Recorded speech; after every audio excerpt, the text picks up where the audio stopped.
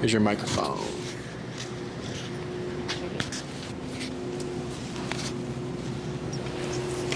And then you know this lesson is going to be on socialization, socializing. Yeah. I got you. So what we do is my dog Lola. She's not really like that what's the word? I have 4 dogs, so it's kind of like a good dog to use. Okay. She does have a little bit more energy. But basically, there are two different versions of this exercise. Okay. The one that we usually do outside is like a walk, basically. So dogs have just not that many activities they can do with each other. Yeah. Like by themselves, if they're out in the wild, it's just eating, mating, running around, sleeping. And then Jessica would say just a few other things. So when we're socializing, a lot of owners think that when dog is socializing, it's playing like all the time. But there's like different ways that dogs can socialize. So like right now, these 3 dogs are everyone here is technically socializing. They're just hanging out. So that's what we're going to be doing. Is that since we can't make dogs play right off the bat, since we can't make them rest with each other since they haven't done any activities, we do the walk. So like at Oz Park, we'll do like a few laps around the park. Yeah, Josie sent me a video. Yeah, just like to. Oh, you saw the video? Yeah. Oh. Hello. Stay still here? I don't. Yeah. Okay.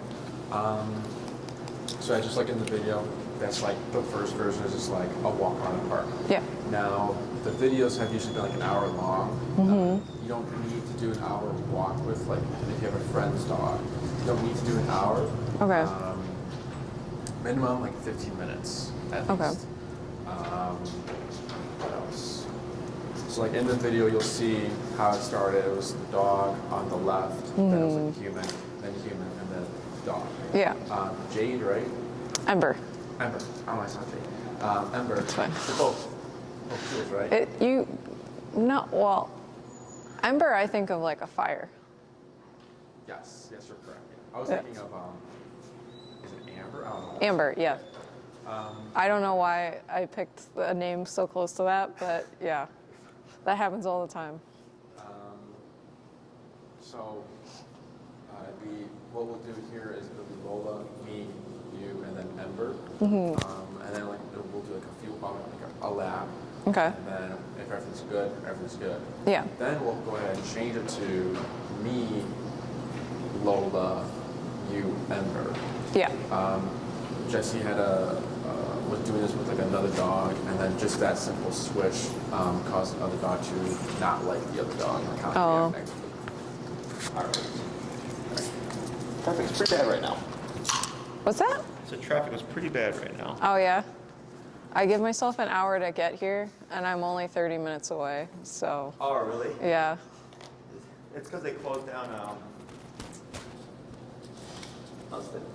you can grab the bridge by me. Because now there's like everybody's trying to take Clybourne. But I'm here. So how was it past? Did I see? Yeah, a week ago, right? Yeah. Okay. How'd it go? It went really good, actually. I haven't had a chance to do the recall. Okay, that's fine. But I did, I saw my friend yesterday, actually, and we went a walk with her dog. And we did what Enrique was just explaining, which is the dog, person, dog. Correct. Switch, person, dog, switch, person, dog, person. Yes. And it went well, I think. And then I can go into detail about that, but then we actually ended up going into her house with her dog and her parents. Okay. And she actually also did really good during that too. Sure. She I don't want to be overly optimistic, but strangely well, because she ate chicken out of this girl's hand with the muzzle on. She grumbled a little bit when they were like sitting on the floor together. But she was pretty much fine with my friend. When her parents came down, she had a little bit grumbling at the dad, but for the most part, she would resolve it into panting and just kind of chill out, like at this amount of distance. Good. So I think she did really good.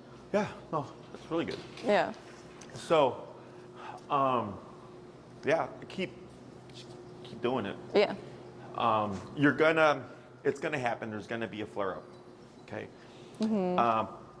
But now, just having that stop to allow her to go like, okay, well, if that's not an option, what are my options? Right. You know, and then realizing like there's nothing to grumble about. There's nothing to be reactive about. Like, they give me chicken, and like, this is cool. Yeah. You know. So very good. Glad to hear all that. So keep taking those opportunities. Yeah.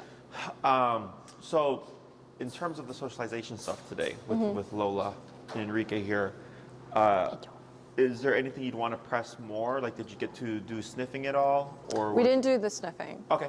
The dog that I was practicing with was also very shy of Ember, and she's not like collar trained or any of that, so I didn't really want to press it. That's fine. So what we're going to do today is we're just going to use the space that we have. We're going to do the sequence of the walking stuff. Okay. But we'll actually progress to the sniffing, and we'll show you how we do. I'm going to also give you an indoor version. Okay. Because once the snow comes in the winter and all that stuff, like probably not going to want to walk for an hour. Right. Yeah. So there's an indoor version as well. Okay. So let me have you go ahead and start walking with Ember, and then Enrique's going to come over to your right side with Lola. Okay. Okay.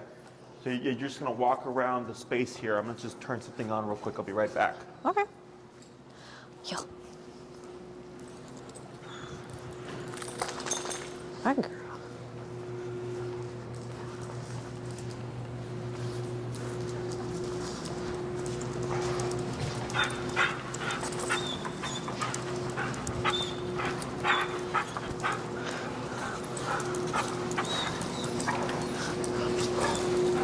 We're going to do about 3 laps before we close into the next step. Okay. Now, when you walked with Ember and your friend, was her tail that up? Embers? Yeah. Yeah. It was? Yeah. My friend kept making comments. Ember's got this whole like butt wave she does with her tail. Yes. Just like. Yes. So here, as you're walking, what's your number currently set to? 45. 45? Yeah. Okay, so keep it moving. And go down, as you're moving, just give a tap. Okay. Just whenever? Yep, just tap. Okay. Go ahead and go to 55.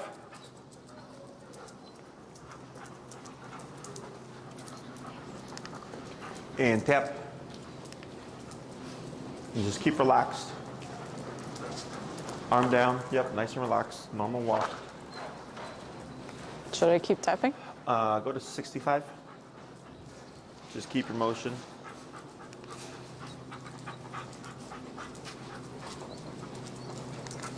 And then tap. Yep, just keep forward, keep relaxed. Let's try 75. And tap. Okay, just keep your movement.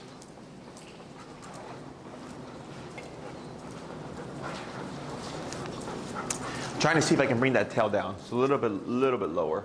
It's more even with her back now as opposed to straight up. Can you see a little bit? What does that signify? Her arousal state. Oh, Go ahead and okay. keep forward. One more tap. Yep. Just keep forward. And then here, Enrique is going to bring Lola on the inside.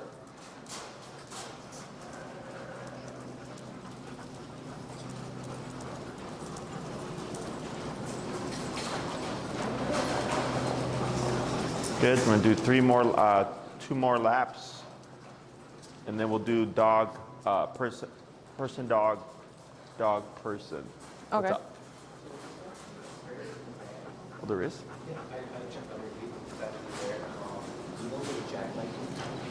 There should be one in the van. Yep. Check by the kennels on the left door.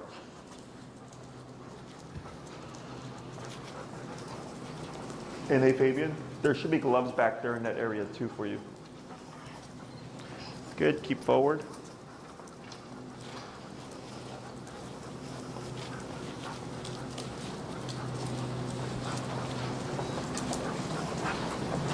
Good. Keep forward. Are we getting any grumbling or anything? Nope. Nope. There's a little bit of lip licking. But she's slowing down a little bit. We're gonna do another lap.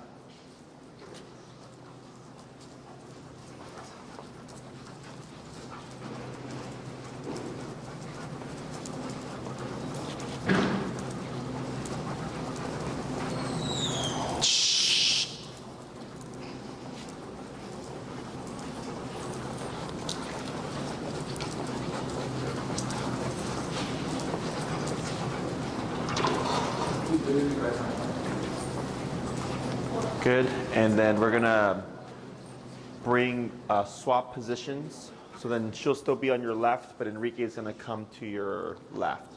Yep, and we're gonna start walking with about a 3-foot gap. Okay. Okay, so going to come in a little bit closer this way. Yep, a little bit more. About right there, excellent, okay. And same concept, just moving around the space. Then we're gonna come to a stop and I'm gonna explain everything. I'm not saying anything now because I'm assuming you saw the video. Yep. Yeah, so all the stuff in the video is the stuff that I would say right now. So, Yeah. so we'll go ahead and start walking. Okay. Yep.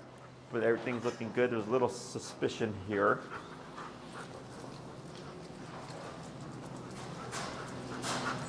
Yep, and if anything goes south, always remember pull straight up. Okay.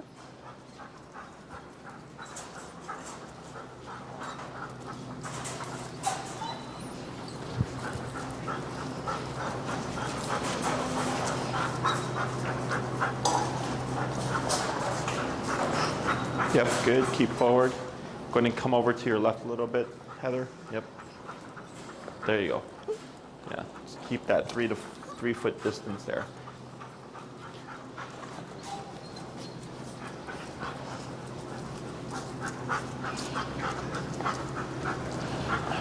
Good. So you see how she keeps looking to the left? Yeah. Yeah. So as long as she's holding and not building any tension, we're good. Yep, keep forward. Yep, keep relaxed. Good. We're going to finish this lap here, and you're going to end up coming to the center. Okay? Okay.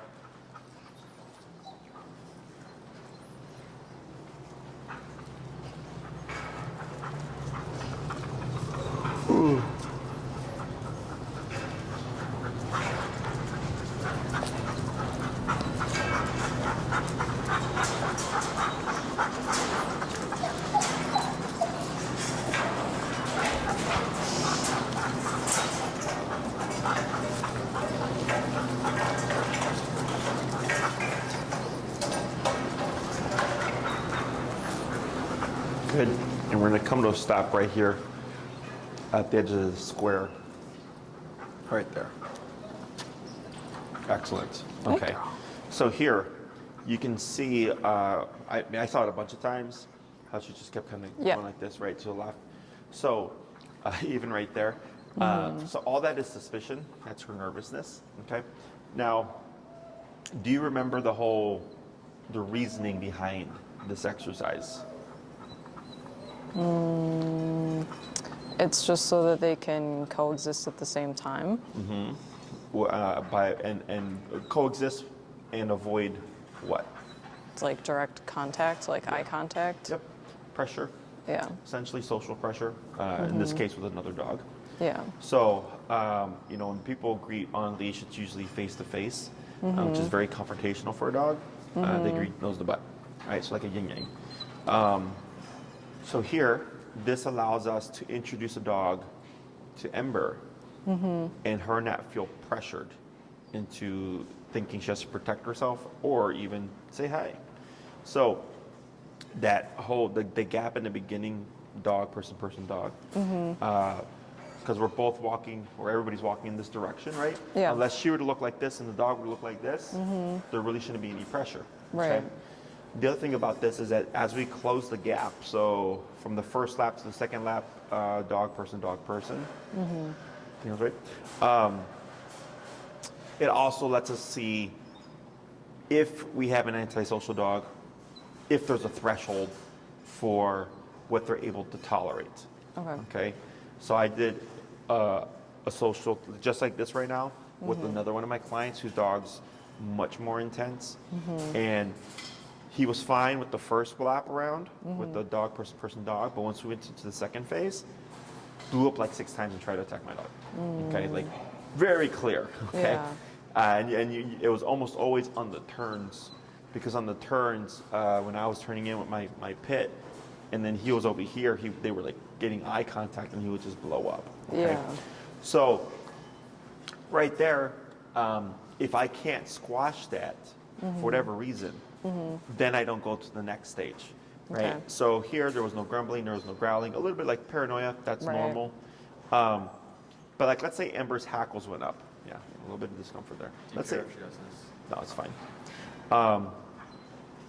If Ember's hackles went up, let's say on the second phase, that's okay. Remember, she's allowed to be uncomfortable. She's just not allowed to use certain behaviors to express that discomfort, right? Right. So the hackle shows you, hey, I'm kind of unsure. Yep, and watch here. Kind of unsure about how I feel about this dog at this distance now. And if her hackles go up, she can only stay in that state for so long, right? So let's say you did 15 minutes of the first part, you go to the second part, then you notice the hackles, right? And you start your walk, and you notice about 10 to 15 minutes in, those hackles are still up, right? So I'm like, all right, well, I'm not going to go to the next stage then. We're going to walk another 10 to 15 minutes, right? And let's say at the end of that 10 to 15 minutes, her hackles go down. I go, okay, cool. Now we'll go to the next step and do person, dog, dog, person. And it's not just immediate. There's a little bit of a gap as well, that 2 to 3 foot buffer. Yeah. And then we just close that gap.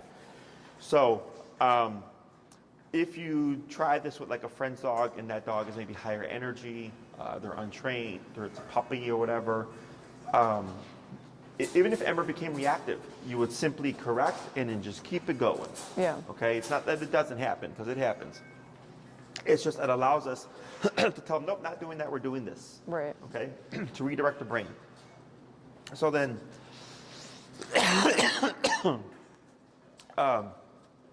you can continue at that stage for as long as you need. There's no need to press to the next level if she's not having it.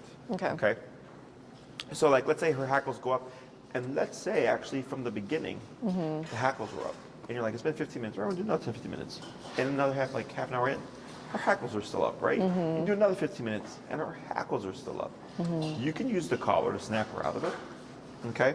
To see if maybe you can push things a little bit. Yeah. Otherwise, if you correct her and the hackles stay up, then I say, no big deal. Try again next time. But you would pick up at the stage you left off at. Okay. So if you never got past stage 1, Yeah. next time, stage 1 again, okay? But that's what makes this easier for the dog. Yeah. Because you can repeat it. There's no social pressure. We get some nice exercise. The dog gets exercise and all that stuff. And at some point, ideally, it would all resolve. And then we go, great, now I can go to the next step, okay? Her tail was like this when you first started. After a few taps on like the 70s level, she went more to this like middle state. Yeah. Ideally, I'd like that tail down, okay? Okay. It just means aroused. It means there's something on the brain. It could be the environment, it could have been the dogs in play, her walking and Lola being next to her. But she was definitely escalated. So I was trying to see if I can calm her down with the tap to say there's no need to be that aroused, okay? Yeah. So, and something you may notice is each time you introduce her to the same dog, maybe the first time her tail is straight up, and then each time you repeat the exercise, her tail just starts to go more and more down. Then that tells me, okay, now she's not getting so stimulated. Now she's starting to be more passive with the dog, which is good. Right, Okay. right. So by doing this, we're getting over the initial stimulation of like, there's a dog, whether it be good or bad. Because even if dogs, like I had a client whose dog was too friendly and would be just kind of over the top. So then we did the same exact thing. Yeah. But in her case, it was so that dog's excitement would dip down so that when they did go into socialization, the dog was not overwhelming for the other dog. Okay, questions on any of that stuff? So here, coming to a stop and doing this, this is intentional because now she just has to sit there and kind of take Lola being at her side, and she still keeps like a little bit kind of more, it's like side-eyeing here. Yeah. Because again, the brain can only stay uncomfortable for so long. So like Lola, right away laid down within a minute or so, right? So she's comfortable around Ember, not the other way, right? Yeah. So like, let's say you did this with a friend's dog, that would be one thing you could look for. Yeah. Is that if you became stationary, you're just sitting there, and all of a sudden Ember, after 20 minutes, goes like, man, sitting is getting kind of tiring. I really want to lay down now, right? And she lays down. She's making herself vulnerable. Okay, so in the beginning, the dog will be like this, right? But at some point, this gets tiring for the dog physically and mentally. Good. And they're like, well, what happens if I just lay down for a minute, right? We let it go. And then the dog learns like, oh, I can be in a submissive position / more vulnerable position, and everything will be fine. Right. Okay, it's the same stuff that we've done with the human stuff, just not with dogs. Okay. Yeah. That's why energy like Lola's is good, because you see how she's just neutral, just minding her own business. This is really good for a dog like Ember. Okay, if we had a dog that kept kind of poking over to her and trying to sniff her, there's a positive to that in the sense that they're putting pressure on her. But for her in the beginning, it could be too much. Right. Okay. Questions on any of that stuff? Before, if she would lay down while we're at a heel, I Right. was supposed to bring her up. So if I'm in a situation like this where it's better for her to learn to lay down, should I just let it go? Yes. And good, because that was something that flagged in my head where I'm like, she's going to think, well, why is it good here and bad here? Yeah. Right? So here, because we're trying to build something, right? When it comes to the dogs on the street, I could care less. They're Yeah. not going to be friends, right? Right. But when we deal with dog-to-dog socialization, where we're trying to open the dog up, I typically go down lower on the collar. For you, you're at 45, so we just started I'm where at we 75 now. Now you're at 75, Yeah. But you started at 45, correct? Yeah. So you're already lower. Yeah. And I just had you go up a little bit higher because I was looking how she was receiving the collar. I was also looking to see if it would affect her tail. But typically, like for instance, who was it? Was it Mac, the Newfoundland? Yeah, the Newfie. We had a Newfie that we did the same thing with recently, and Enrique brought Lola. Dog is an overstimulated dog, very excitable. And when she was doing just standard reactivity stuff, it was 127 because he needed a lot of power.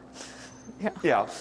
Okay. And then once we switched to socialization stuff, we dipped it down. Yeah. Okay, and she was like, why did we dip it down? I said, because we're trying not to deter interest or curiosity. So if I come in hot and I'm just promoting the dog at 127 for everything, they're not going to want to interact. Right. Okay, so it's a little bit more nuanced. The rules aren't exactly the same because you're trying to get her to learn you can be comfortable. Okay. Yes, exactly.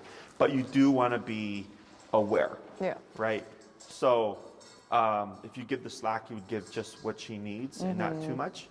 And then just be aware if there's any set of movements for the dog that there may be a trigger. Right. Okay. And then you can even compensate by going up a little bit higher. Because we're trying not to, but if you did, let's say you corrected her at like a 95 or something, and then she's like, I want nothing to do with this dog. Right. Well, you're going to see that dog again.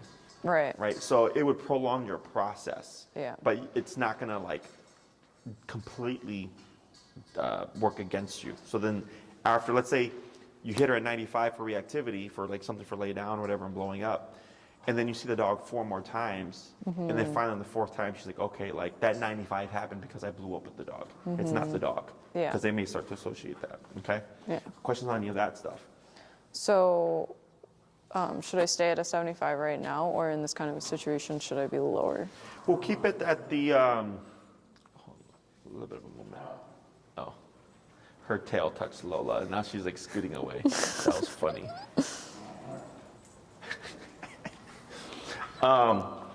We'll keep it there. We're gonna press things a bit more. So what we're gonna do now is I'm gonna have you do 1 lap, and then on the 2nd lap, I'm gonna have you bring in Lola. I'm bringing Ember behind Lola to see if she'll sniff as she's walking. Okay. Okay. And then we'll try, hey, we'll try that a couple of times, and then we'll swap, and then it'll be Lola coming in to sniff Okay. Ember.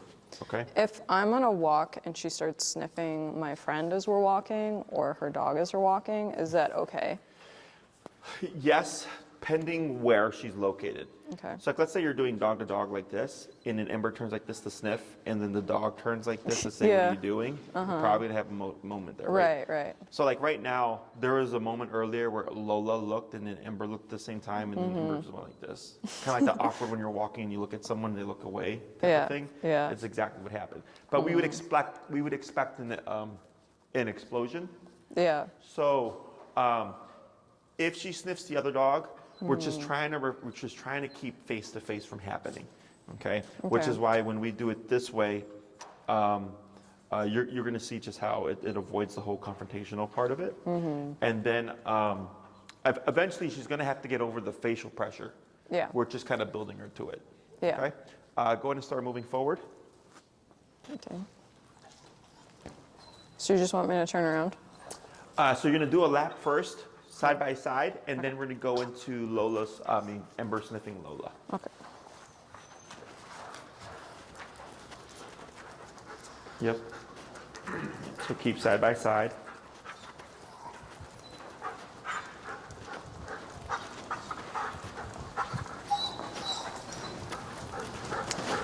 And then Enrique is going to turn and cut in front of you. Okay. And then he's in the slowest pace so that you can approach from behind with Ember. Yep. And you're going to walk up, bringing Ember to Lola's rear, but just keep it moving forward, okay? Okay. Slow it down a little bit more, Enrique. Yep. Just like that. Keep moving forward. Yep. Yep. All right. Keep moving forward. It's going to complete that turn. Good. And then again, coming up with Ember. Good. Yep. Hug to the left a little bit, Heather. Or yeah, there you go. There you go. So keeping her just behind Lola.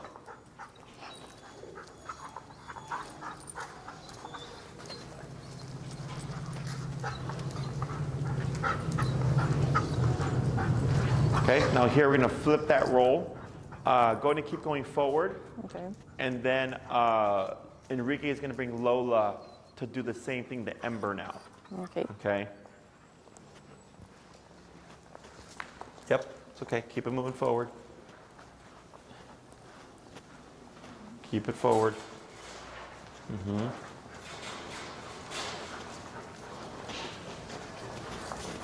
Yep, go ahead and turn. And then slow walk, keep forward. Now slower, keep forward.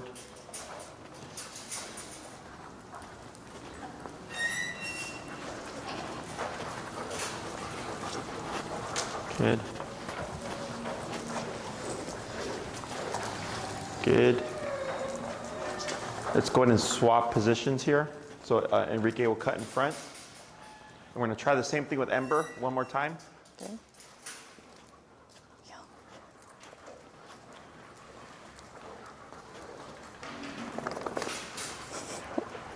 Good. Yep. Good.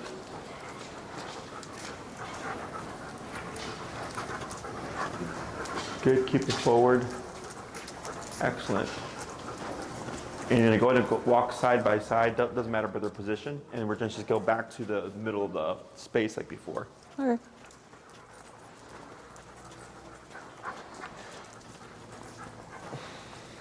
Yep, perfect. Very good.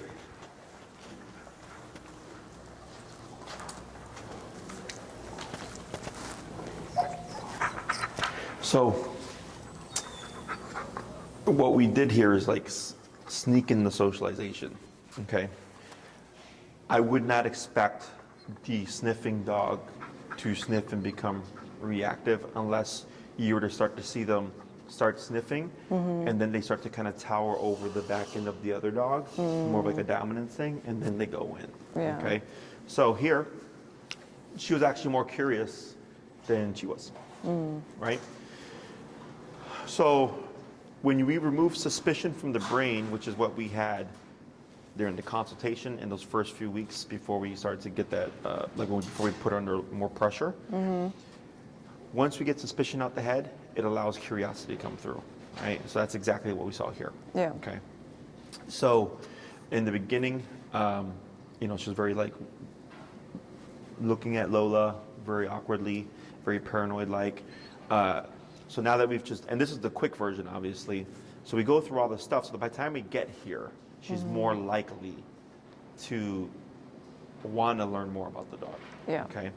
When we flip the roles, obviously she had an overreaction, but she didn't blow up. Yeah. Remember, she's nervous. That's fine, because when's that ever happened? Like a dog sniffing her hindquarters. Like never. Never, right? So it's never happened, at least that you know of. So then here, we do that, and she's like, whoa, what's going on? Even though she just did it prior. Yeah. Right? Yes, it happens all the time. So, but now she's just learned, oh, I can be sniffed by a dog and not overreact, right? So after that initial overreaction, he was keeping Lola kind of tight to keep that pressure on, and she wasn't like this. Or we get dogs that try to walk like this, like they'll walk sideways, because they want to. Think of that. So when a dog either turns away or keeps kind of turning back, or even sits down on the sniff, it's like going to shake someone's hand and they don't reciprocate. Yeah. Okay, that's the equivalent of that. Okay, so she didn't do that at all. She just kept it moving. She was a little bit nervous, but she took the pressure and wasn't like overly paranoid about like, what's this dog doing behind me? So that's really good. Okay, so all we're doing is pressing these thresholds that have never been pressed before to show her like that she can do it and nothing's going to go wrong. Yeah. And if something did go wrong, we would just correct it and then continue. Yeah. Okay, even on the other dog's behalf. Okay, ideally, if you can, if something happens, we would correct the dog and continue with the exercise. Right. Otherwise, if you end it, they never learn to get over that. Okay. Questions on any of this stuff? If she's like looking back a lot or doing this like sideways thing. This is more relaxed. So that was not suspicion. That was kind of like, okay, you guys have been here for a bit. It's been fine. Suspicion would have been this. Like, she's looking more from here. Yeah. Really trying to avoid this. Right now, she's going like this. Like not trying to sneak it. You know, that's the difference. Yeah. And she even held it for like a half a second and stuff. So earlier, when you first when you first stopped, did you notice how close Ember was in the beginning? Right when we were first talking like this, she was kind of leaning against you. Yeah. Right. And then when they accidentally touched, how she leans in against you a bit more. Right. Whereas here, now she's not like this. Now she's more like this. Right. She's more in their social space. Yeah. So that's something that shows you she's getting more comfortable. Does that make sense? Yeah.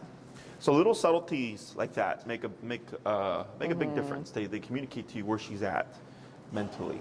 Other questions?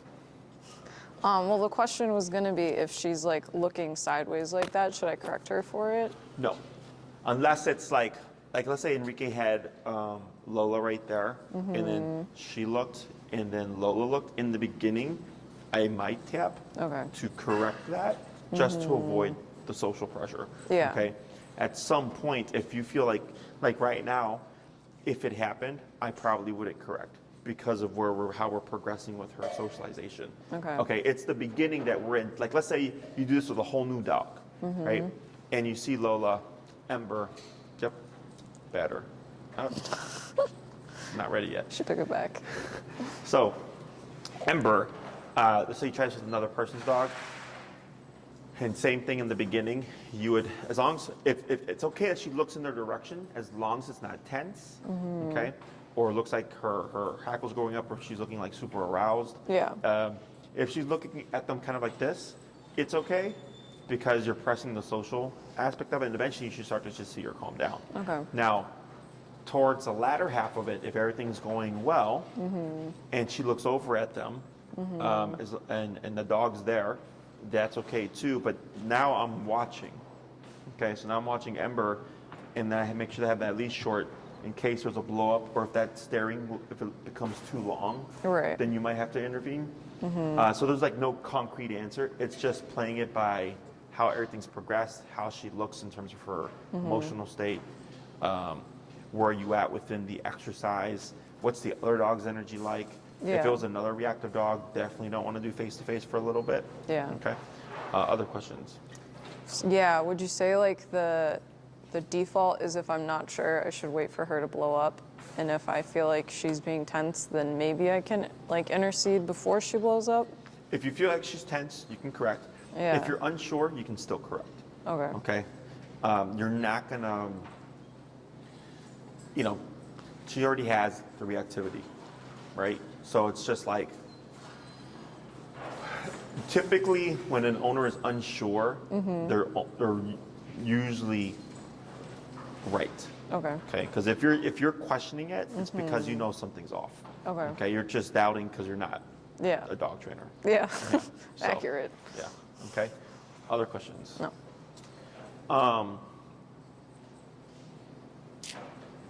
What we're going to do now is the indoor version. Okay, so we're going to just worry about just pressing the next step of sniffing. Okay. So ideally, this exercise that we just did, an hour, 45 minutes to an hour is great. Okay. I don't expect that to happen now. 15 minutes is the minimum. Like so 5, 5, and 5. So by the end, you're side to side. Yeah. Unless it doesn't look like it's going well, then just keep where you're at. And like, let's say you do person, dog, and she's more tense. Okay, and you've used up your time, and you're not going to be outside anymore. But you're going to don't base going inside a place together based off the exercise. Okay. Does that make sense? Yeah. So it's like, oh yeah, I'm going to meet my friend who has a dog. We're going to do a 15-minute walk. And if it goes great, then we'll go inside. Okay. Don't need to do that. Go on the walk. If you come to a standstill in terms of her comfort, just keep it where you're, at that stage. When you go into the home, as long as the dog's not territorial, you can have the residing dog come in and then you follow in with Ember. Yeah. Otherwise, if we're doing it on like your property, it would be visiting dog first, and then you come in with Ember to avoid any territorial behavior. Okay, so then once you're inside the house, because now it's just coexistence. So we know she can coexist. Right. Right. So even though the walk didn't go as far as we wanted it to, you can still push socialization. Okay. Questions on any of that stuff? No. So now we're going to switch to the indoor version. Okay. Don't need a lot of space. My consultation room, like we've done it in there, and that's not that big of a room. Okay. You just need space to be able to walk around in circles. Okay. Okay. So what we're going to do here is go ahead and step out, Enrique. And then I'm going to have you bring Ember more centered here. And then you can start the laps. So in the beginning, what we do is you put yourself in the center of the room. Okay. And then your friend with the dog would walk around you and Ember like this in circles. Okay. With the dog on the outside. Okay. Okay. So what we're doing is getting Ember used to the presence of the other dog, doing the walking to add in some kind of energy. And then as they do those laps, they're just kind of slowly closing in around you. Okay. And we're looking for a point where Ember may become tense. So as Enrique's walking around, if maybe when he hits that 2-foot gap, we see her hackles go up, we would keep it at that 2-foot gap until those hackles go down. Okay. And if there's more distance to close, then we would close it. Does that make sense? Yeah. So it's similar, except here, if you're limited on space or it's too cold, it's a nice, easy indoor way to go about still socializing. Okay? We're going to do a couple more laps closing in.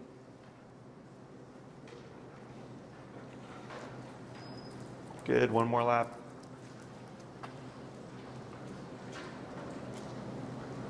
Yeah, so she's neutral. A little sniff there. Very good. So then he's going to step out.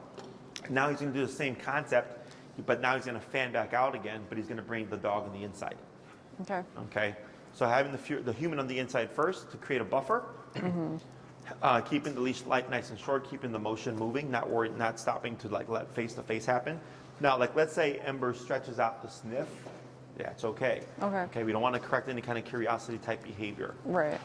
So making sure that when she's stretching or inching forward that it is for a sniff and not her like posturing. Mm-hmm. Ball, this looks good. Go ahead and keep closing in. Yep, that's fine. Good. One more lap around.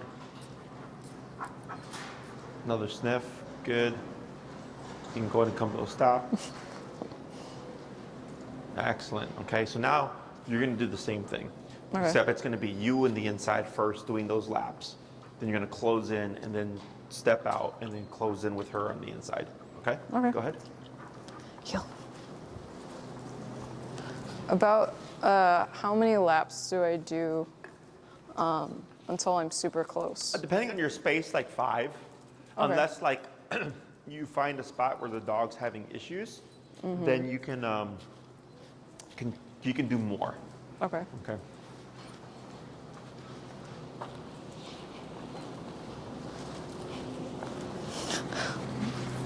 Good.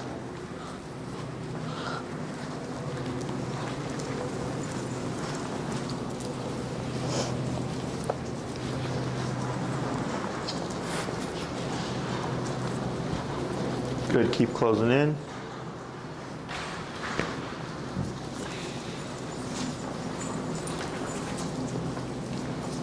Close in a little bit more. There you go, yep.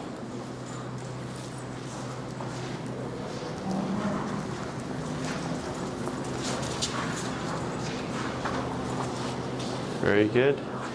Now you're gonna do the same concept, but then you're gonna do this with her on the inside. Okay. Okay, go ahead.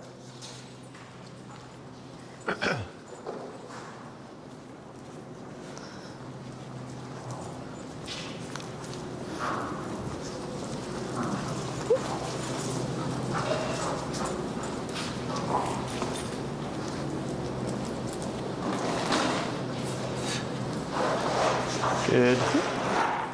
Her tail's like neutral, but her tail doesn't tell me that she's aroused, more so just kind of just taking in the environment here. It's good.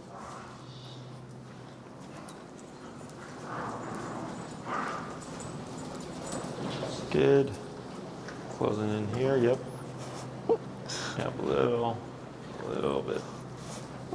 Well, the good Do news one more is lap. she's better with Enrique. Yeah, just watch here. Should I stop or keep going? One more close lap.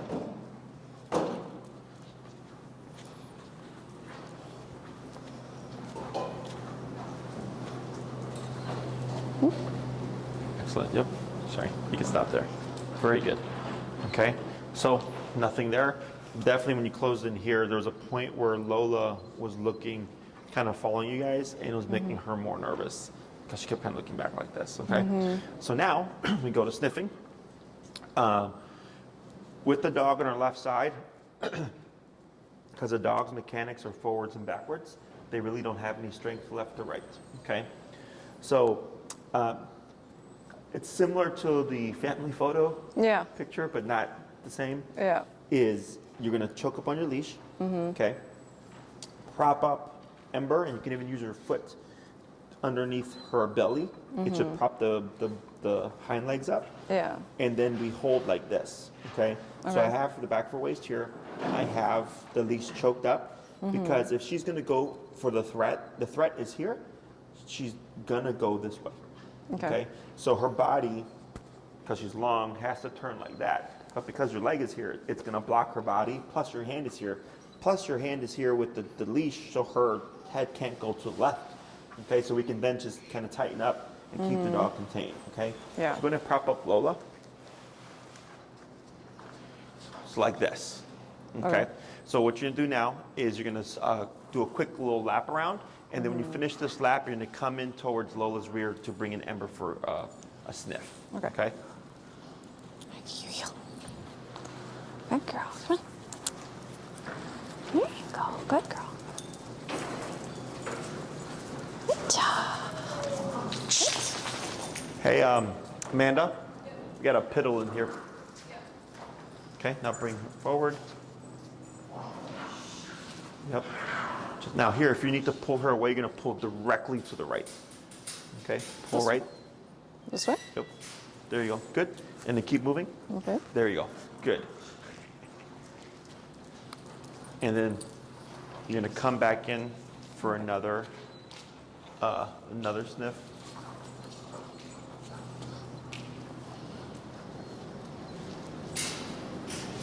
Try giving a little bit pull to the left here.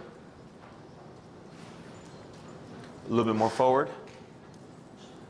A little bit more forward. Try circling out and coming back in again. Okay. Good girl. Good job.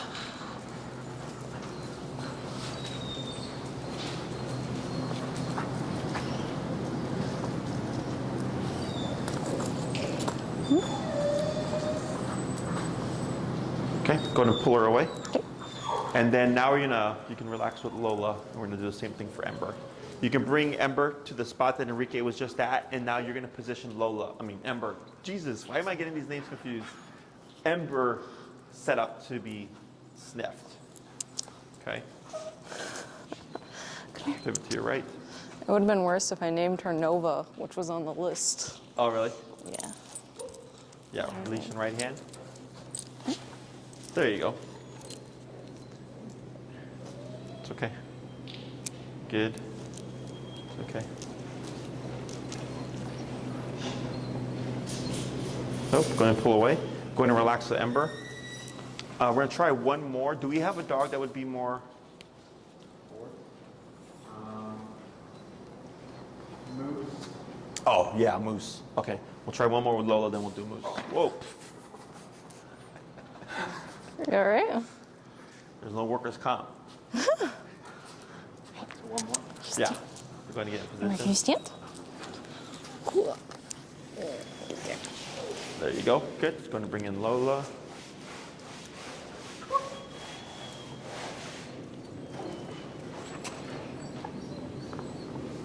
No interest. Okay, going to relax. We're going to go get a different dog.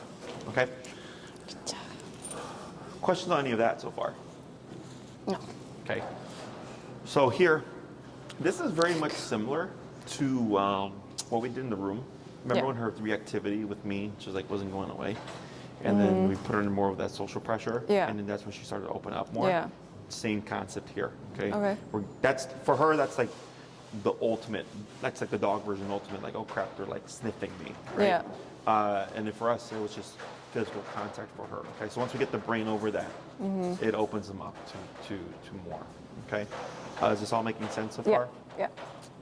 So when it comes to like, well, when do we push towards interaction? Okay, all depends on the dog. Okay. I've had cases where end of the walk, the dog's already playing with another dog, and then I've had cases where it's like we have to do this 100 times before our dog open it up to another dog. Okay, it's the same thing as with the humans. When she would see them, she'd seem more relaxed. She seemed kind of more excited or happy to like, oh look, it's Lola, Yeah. or it's Moose or whatever. Then I go, okay, cool. Now I can start pressing to more of the socialization, like interaction type stuff. Yeah. Okay. So here we're just gonna skip straight to the sniffing Sniffing? stuff. Yeah. And we're actually gonna do it differently. Okay. I'm gonna just have Enrique bring in Moose right off the bat. Okay. Okay. So last time we did her to Lola. Yeah. Lola to her. Yeah. Now we're doing new dog, them first. Yeah. To see how she responds. Okay. Okay. So it should prop her up, right? Yeah. So go ahead and get yourself in position. There you go. And then for your remotes, you can have it in your right hand. There you go. Very good. And you go ahead and bring in Moose.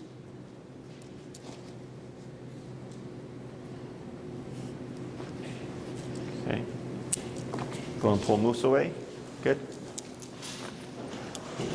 Going to reposition. We're going to try one more. Okay.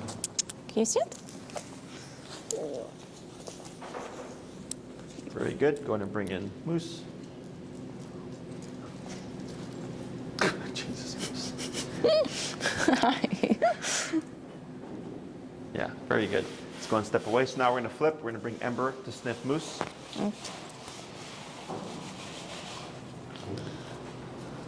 Very good. Phew.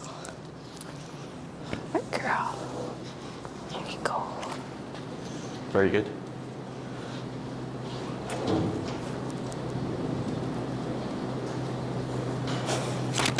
And then here, pull to the right. All right, let's go. There you go. We're going to try that one more time. Okay.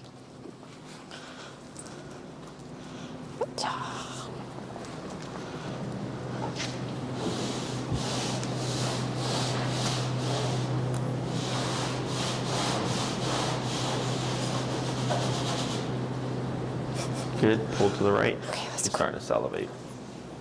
Is this the weirdest part of your job, or is there weirder? I'm going to have you bring, just watch your face, Enrique. I don't think it's going to be a problem, but I'm going to have you bring Ember kind of over into this side-ish area. Okay. Okay. And just watch Moose's head. All right, here.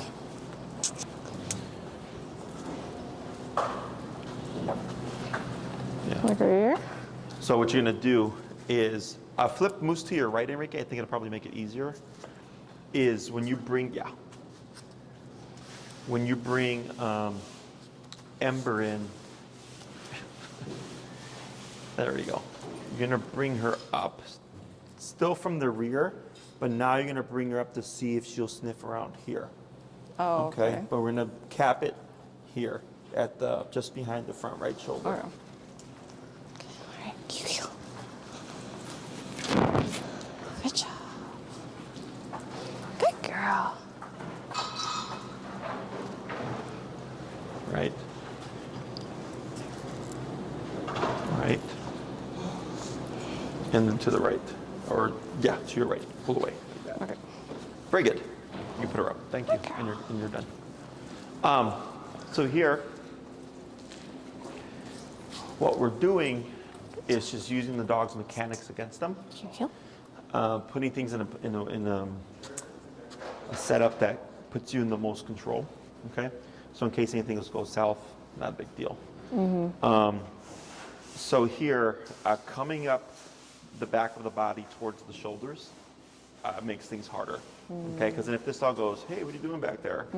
That's where we might see something. Right. Okay? Which if it happens, we tap correct, try again. Okay. Okay? There's something I was going to say. Sniffing. Damn it, I lost my train of thought. Questions on any of that stuff? The dog I have the most access to right now, my friend's dog, is pretty shy and tends to kind of like not want to have anything to do Yeah. with that. So how would I react to that kind of situation? Should I try to press the issue or no? Does that dog have any friends?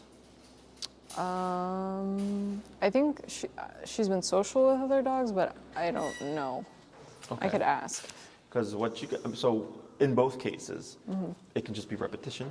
Okay. Just going for walks together when you can, just hanging out and all that stuff, until the dog starts to, it's the same thing with humans. You know, like there's some people that are shy, but then once you've known them for long enough, like they open up.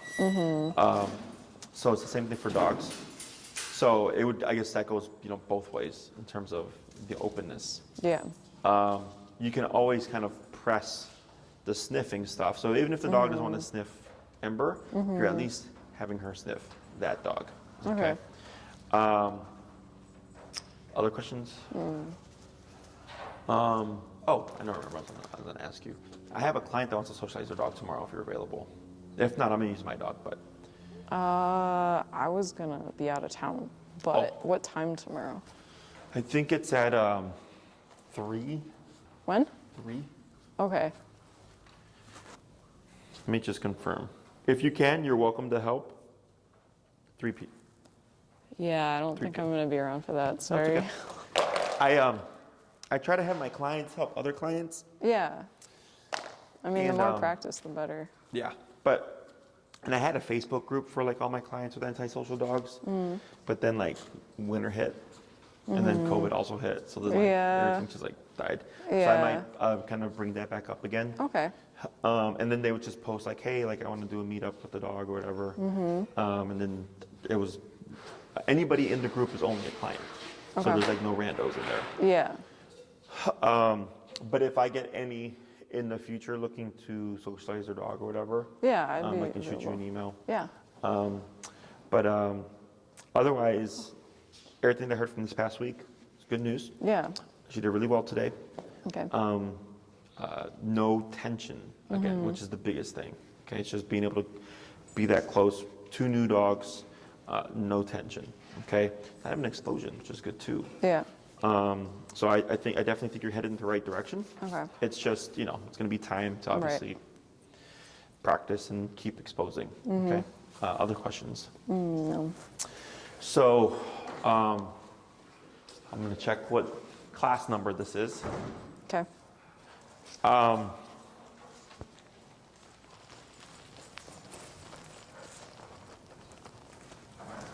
8. So we have 4 left. Okay. So we've covered heal, we've covered place command, we've covered recall. We didn't do stay, correct? Do what? Stay. No. Okay. Not It's really. not really that important. Okay. I just wanted to make sure I know what I covered for you. We did a obedience-wise. place command, Place, yeah. which is like pseudo stay. So we have heal, recall, and place. Those 3 things will allow you to do a lot of stuff with Ember. Okay. So at this stage in training, you have a couple of choices. Yeah. There's 3 other commands: stay, sit, and down. They're really not that important. You have place, which is essentially what they do. Because sit would be that, but she can't move from sit. Down would be lay down. She can't move from down. That's nice to have just because if you don't have a placemat or like a Right. towel, it's just Right. down. But it is more strict. It's your in terms of reinforcing the position. Whereas place is much more lenient. Okay, so if you wanted to learn sitting down, I usually get those done in a singular class. Okay, Okay. and that would give you like 5 of 6 commands. The stay is like the least useful, and that would be your class 9, and then you would just go and practice. And because I know the behavior stuff is your biggest thing, right? So obedience-wise, that's the only other thing that I could think of that you may use, just if you don't have a towel. But as long as you have a towel, you have place. Okay. Yeah. If you want to prioritize pressing her sociability, I would at this point probably suggest not trying to book something until you feel like you've done enough reps and you're wanting the next stage. Okay. Okay. What do you mean by next stage? So like, let's say you're trying to socialize her and like she does great on place command or whatever, and but maybe you're not sure how to go about like having her loose with someone around. Like that would be technically the next stage. Okay. Okay. But that's not.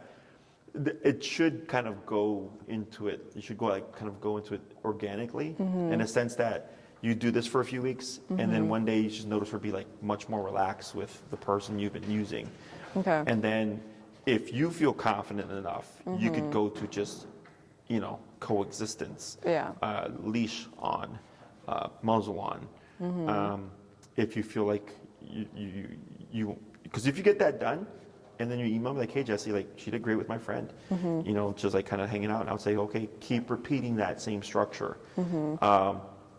And then if it's if you just start to see her like going up and like wanting to meet your friend without like running away from them or having the initial kind of hesitation, you're making steps in the right direction. Okay. So like if you feel you're making great progress organically and you're able to press it yourself, I would just keep doing it until you hit a wall. Yeah. Okay.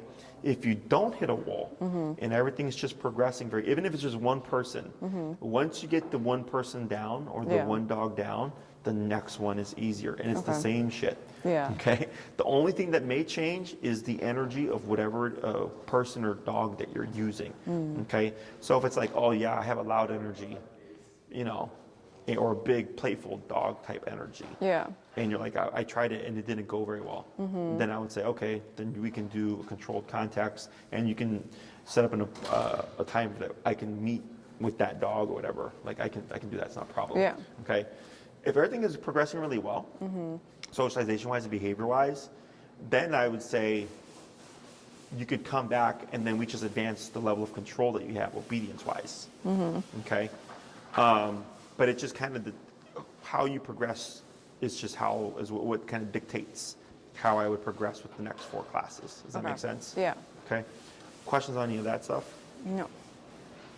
So, I would give it at least, because the holidays are coming up, so, at least 3 to 4 weeks of you doing what you can. And if like Thanksgiving week is like you're just too busy, then just tack on another week or whatever to see if you can press a bit more. Sure. Okay. And you, in the meantime, can email me any questions, any concerns. Okay. You can always video stuff if you're not sure about something, and then send it to me, and I can review it.